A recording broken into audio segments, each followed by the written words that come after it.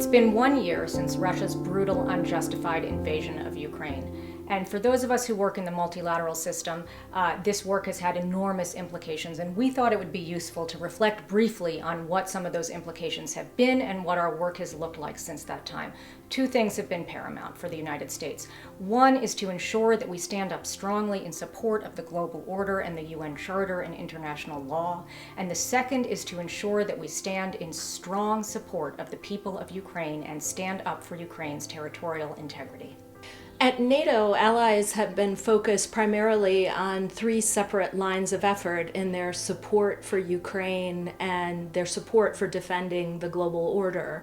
First and foremost, allies have come together on a regular basis, almost weekly, to share intelligence and determine how they can support the Ukrainian people and the Ukrainian military.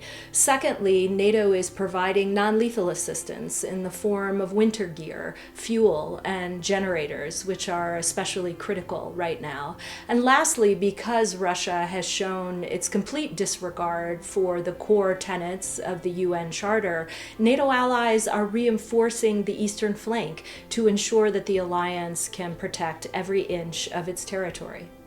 For those of us who work across UN entities in Geneva, the work has essentially taken place along four lines of effort. The first is holding Russia to account, and we've seen that through actions in the Human Rights Council and also actions to ensure that Russia doesn't hold leadership positions in organizations whose fundamental underpinnings, its invasion of Ukraine, is flouting. A second has been ensuring that the humanitarian system has the support, financial and otherwise, that it needs to deal with the catastrophic humanitarian crisis that Russia's invasion has caused, both for the people inside Ukraine, people who have had to flee Ukraine and are in the region, and people all around the world suffering from the global implications, particularly the food insecurity.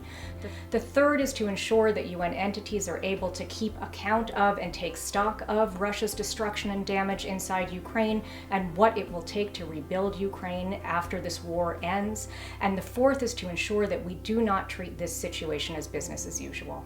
The global order cannot be taken for granted. We have to defend and uphold its core principles, and that's why the United States, working with its allies and partners around the world, will continue to support Ukraine for as long as it takes.